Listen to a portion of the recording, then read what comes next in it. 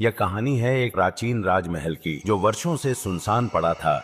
महल के चारों ओर फैली घनी झाड़ियों और जंगली पेड़ों ने इसे पूरी तरह से ढक लिया था और गांव के लोग इसे शापित महल कहते थे। कोई भी इस महल के पास जाने की हिम्मत नहीं करता था। लोग कहते थे कि इस महल में सरकटे खबिस का वास है, एक खौफनाक आत्मा जो सिर कटे इंसान की तरह दिखती है और रात में महल के चारों ओर घूमती है। कई साल पहले इस महल के राजा और उनका परिवार रहस्यमय तरीके से गायब हो गए थे। कहा जाता है कि राजा ने एक काले जादूगर से सौदा किया था और उस सौदे की वजह से ही महल पर यह शाप लग गया। अब वहाँ सरकटा खबीस का राज चलता है। कहानी की शुरुआत होती है तीन दोस्तों से, विक्रम, आरव और कविता। तीनों शहर से गांव घूमने आए थे। उन्हें गांव की पुरानी कहानियों में बड़ी दिलचस्पी थी और जब उन्होंने सरकटा खबीस की कहानी सुनी तो उनके मन में उत्सुकता जाग उठी। विक्रम सबसे जिज्ञासु था, उसे अंधविश्वास में विश्वास नहीं था। उसने आरव और कविता को राजमहल देखने के लिए मनाया। अगर हम महल में रात बिता कर आए तो गांव वाले हमें हीरो समझेंगे, विक्रम ने हंसते हुए कहा। आरव और कविता ने डरते डरते सहमति जताई, लेकिन उनके दिल में अजीब सी बेचैनी थी। गांव के लोग उन्हें चेतावनी देते रहे कि महल में मत जाना, लेकिन वे तीनों अपनी योजना पर अडिग रहे। उन्हें रात में महल जाने की ठानी थी ताकि जब पूरा गांव सो रहा था वे तीनों महल की ओर बढ़े। रास्ता संकरी गलियों और जंगली रास्तों से होकर गुजरता था। जब उन्होंने महल को देखा तो उनका दिल तेजी से धड़कने लगा। महल की खिड़कियों से अजीब आवाजें आ रही थीं और चारों ओर एक अजीब सी ठंडक थी। महल के अंदर कदम रखते ही एक अजीब सी बदबू ने उन्हें घेर लिया। चारों ओर जाले, धूल और पुरानी चीजें बिखरी पड़ी थीं। जैसे ही वे अंदर बढ़े, अचानक एक तेज हवा का झोंका आया और महल का मुख्य दरवाजा अपने आप बंद हो गया। कविता घबराई हुई बोली, शायद हमें यहाँ नहीं आना चाहिए था। विक्रम ने हंसकर कहा, अरे कुछ नहीं होगा,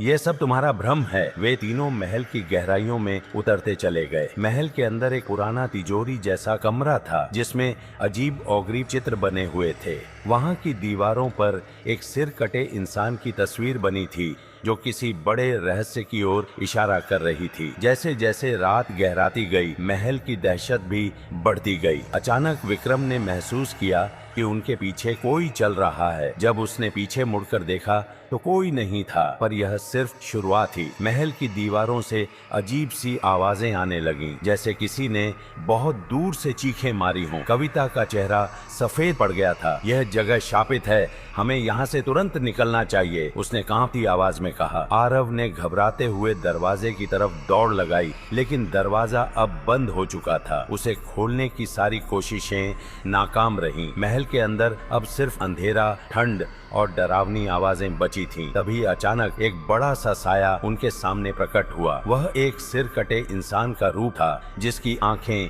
अंगारे जैसी लाल चमक रही थीं। वह कोई और नहीं बल्कि सरकटा खबीस था। उसका शरीर हवा में तैर रहा था और उसके कटे हुए सिर से खून की बूंदें टपक रही थीं। विक्रम ने डर के मारे चिल्लाते हुए कहा, ये सब क्या हो रहा है? ये कौन है? सरकटा खबीस की गूंजती हुई आवाज आई, तुमने इस महल में आकर बहुत बड़ी गलती की है। यह मेरी दुनिया है और यहाँ से कोई जिंदा नहीं निकलता।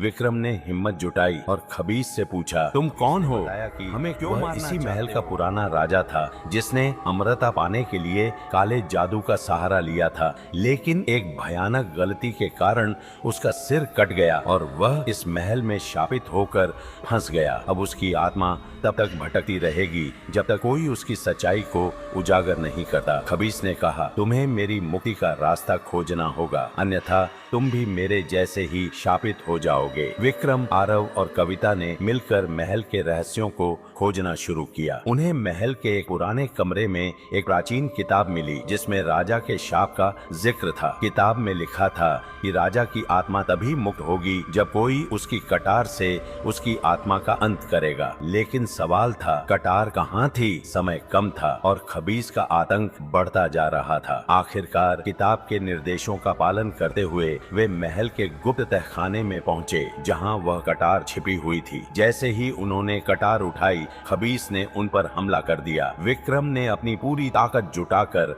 कटार से खबीस की आत्मा पर वार किया। खबीस दर्द से चीखते हुए गुम हो गया और महल का सारा अंधेरा गायब हो गया। खबीस की आत्मा के अंत के साथ ही महल के सारे रहस्य खुल गए। महल के अंदर की सारी बुरी आत्माएं गायब हो गईं और महल फिर से चमकने लगा। विक्रम, आरव और कविता ने महसूस किया कि वे अब उस भयानक शाप से मुक्त हो चुके हैं। गांव के लोगों ने उन्हें हीरो की तरह देखा और सरकटा खबीस की कहानी अब सिर्फ एक दहशत भरी कहानी बनकर रह गई। महल से बाहर निकलते हुए तीनों दोस्तों ने यह सीखा कि कभी कभी पुरानी कहानियों में भी सच्चाई होती है। उन कहानियों में छुपे रहस्यों को हल करना आसान नहीं होता, लेकिन हिम्मत, बुद्धिमानी और सही जानकारी के साथ कुछ भी असंभव नहीं है।